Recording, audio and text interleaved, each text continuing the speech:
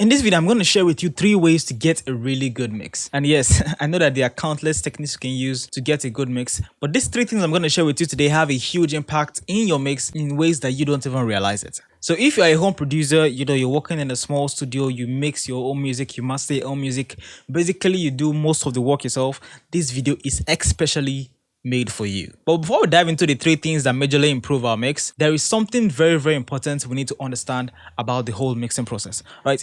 Mixing itself does not exist in isolation, okay? It is part of a process. And as we all know, in any process, what happens before a particular step has a huge impact on how the next step turns out to be. So let's take cooking, for example. If your goal is to have a delicious meal at the end, every step matters. Mixing works the exact same way. There are steps and processes that comes before mixing. And these play a huge role in how easy your mixing experience is going to be and ultimately how good your final mix turns out. So without further ado, the first step on our list is sound selection. And I honestly cannot overemphasize how critical choosing the right sound is to your entire mix. Going back to the cooking analogy, your sounds are like your ingredients. Different ingredients create different flavors. And the same thing applies to music. You could be struggling with EQ, compression, trying to make a cake, blend with an 808 to fit into an entire mix, when simply the best solution is just to change the sample of the cake. Sometimes it is really just that simple. So choosing the right sample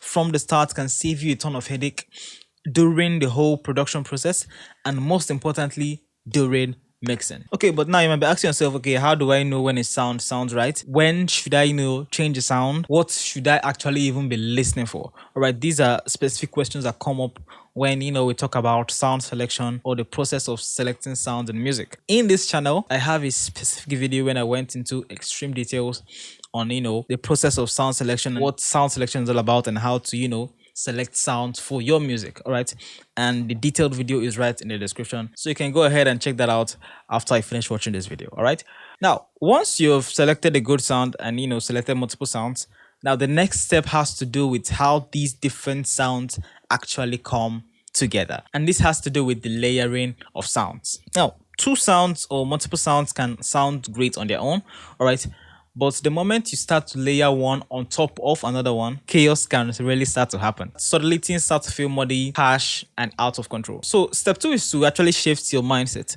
all right?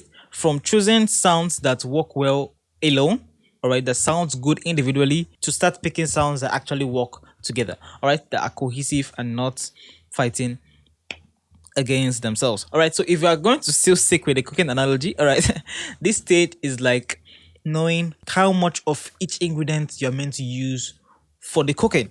All right, a little of this, a little of that, a little pinch of this, bring it all together, it forms a masterpiece. This is also the stage where you control the loudness of each sample. All right, if something is too loud, you turn it down a bit. If something is really picking out so much, you reduce it so that it blends well with the entire the entire feel of the music. Now you might be thinking, well, this actually sounds like mixing. We're trying to balance things out. And yes, it does. It actually does sound like mixing. At this stage, you can even add a little bit of EQ, compression, or even reverb, okay? But it's not about mixing.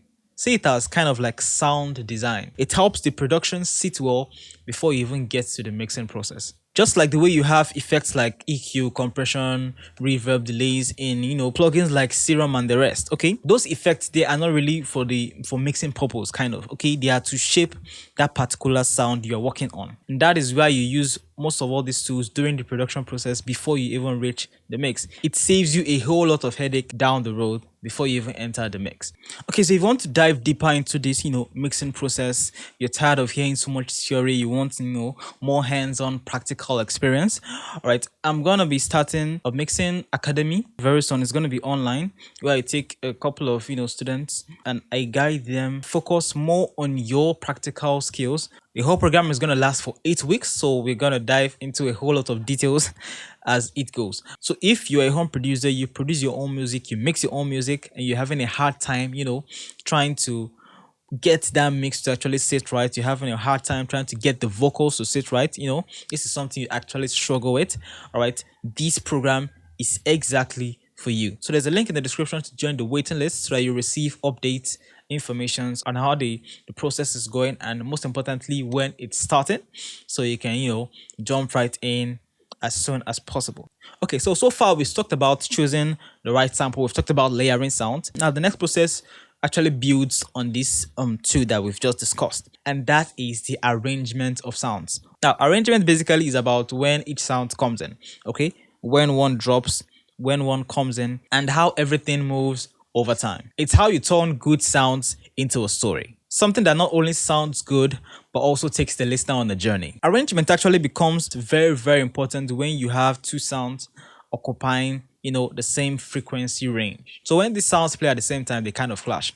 Now, don't get me wrong, there are ways that you can always counter this problem during mixing, where you can, sidechain compression, you can do dynamic EQ, make one sound more mono, make one sound more stereo. So there are ways to counter this problem, but we are trying to make the mixing process easier for us and trying to get things to sit right. And arrangement, just simply by knowing when the right sound comes in and when the right sound should step out, it plays a very, very important role in how the whole mix turns out to be, and most importantly, how easy your mixing experience is gonna turn out. So if you go back to our cooking analogy, all right, cooking arrangement comes in like when you add each ingredient to the cooking process, okay, because different things, if you add different things at different times, it actually affects the taste of how the end result turns out to be. So obviously, you add this, you wait for 5 minutes, you add this, wait for 10 minutes, you add this. So when working with music, it also works the same way. So if you've been following our cooking analogy so far, you find that at this point, by the end of, the whole, when you've put all the ingredients together, you kind of already have a very wonderful meal right there. Okay, and that is actually what we want to achieve. Okay, before you get into the mixing process, your mix should actually sound good. So good that a casual listener, or someone that is not like musically inclined or has trained ears, would probably not even notice that there's anything wrong with the music. You know that, okay, this is actually sounds good. All right, so your mix should be actually as good as it can possibly be before you get to mixing. So now the question is, okay, what do I now then do during the mixing? And this is where you now dive into the extreme details of the mix. Okay, you have to now start listening to the details that you could not really focus on during the production process. Okay, you listen to the low end frequencies, listen to the specific frequencies that clash. You're trying to get each sound to sit in its own space in that 3D spectrum, where you talk about the EQs, talk about the loudness, you talk about the panning from left to right, knowing which element you're meant to push slightly to the left, know when to push an element slightly to the right. Compression, you try to compress the sound so make it consistent throughout the track. So there are a whole lot of things that goes on in the mix process, but the point is to make the sound feel better and then make it cohesive and also make it translate well across all speakers and systems. So that is the work that is done during the mixing process. It's not a time to start doing some heavy workloads or trying to do some heavy EQs. Most of those work should have been figured out during the production process. So if you want to understand more on why your mix lacks space and how to fix it, go ahead and check out the link shown on your screen right now.